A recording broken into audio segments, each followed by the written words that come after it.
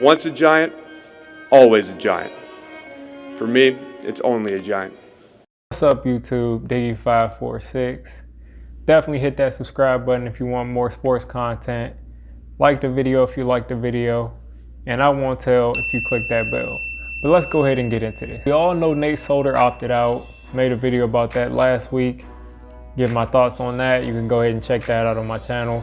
But Nate Solder opted out. We have a big puzzle on the offensive line pretty much. Everybody's thinking that Andrew Thomas is going to slide into that left tackle spot, but I think that's pretty much going to happen that way. Some people want him to play right tackle because he's a rookie, but at the end of the day, Nate Solder gave up 12 sacks last year, or 13 sacks, 14, something like that, and he gave up the most pressures in the league too. So I don't think Andrew Thomas is going to be worse than that. If he can match that, I mean, he's still going to be labeled as a rookie, but I don't think he's going to be any worse than that because he's not going to give up the most pressures in the league. I can almost promise that. I'm going to go ahead and say that Andrew Thomas will be penciled in at that left tackle position. Mark Colombo is going to get with him, going to train him up, coach him up, and maybe he's the next Tyron Smith. Maybe he's better. I know he's going to be better than the name we won't mention, the last offensive tackle that we drafted in the first round. We won't mention that guy, so we're going to move on. Left guard, Will Hernandez is going to be that guy at left guard. Center is where the first bit of confusion gets going. We have Nick Gates, and Nick Gates is a guy who can play pretty much any position on the line. Filled in for Kevin Zeitler last year at right guard, and he was really, really good. He filled in at right tackle too, and he was also really good.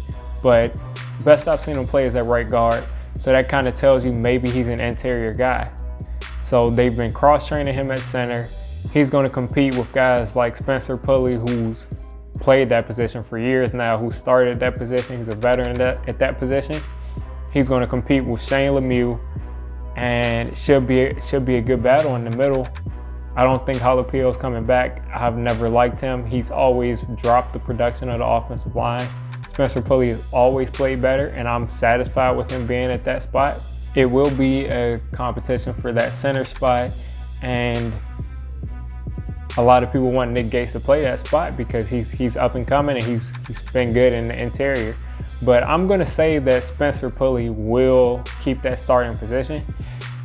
I think that Nick Gates will be your swing guy at pretty much every position. And if Shane Lemieux can beat out Nick Gates for that backup center spot, that's a lot of progress. And maybe if Shane Lemieux, continues to grow, he's our starting center halfway through the season or week 1 next year. But I think Spencer Pulley, he's solid. If he's your 5th best offensive lineman or even your 4th best, I think the offensive line has improved a lot.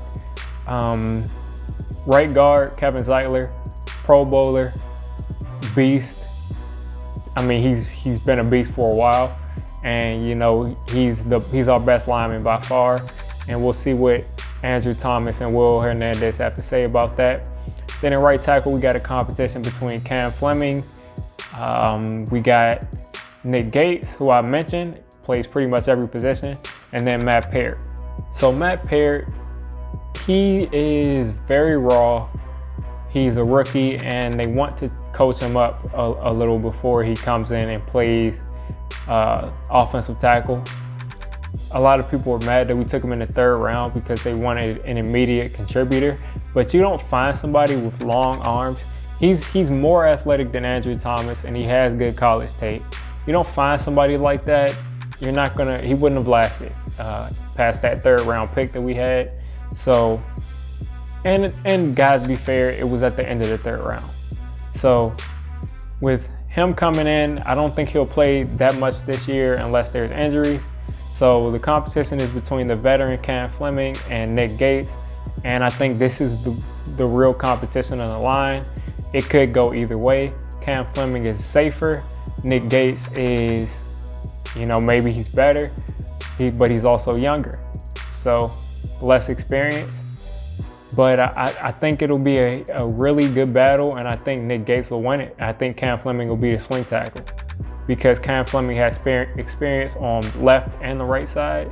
So I think they'd rather Cam Fleming be that first guy up on the left side than Nick Gates, because if Cam Fleming wins that right tackle spot over Nick Gates and there's an injury on the left side, I don't have any wood to knock on, but if there's an injury on that left tackle spot, then you would be taking away your right tackle and you're moving your right tackle to your left tackle, and then you're bringing in somebody else, which you're having to, Kevin Zeitler is playing to somebody different, playing next to someone different, and Will Hernandez is playing next to someone different.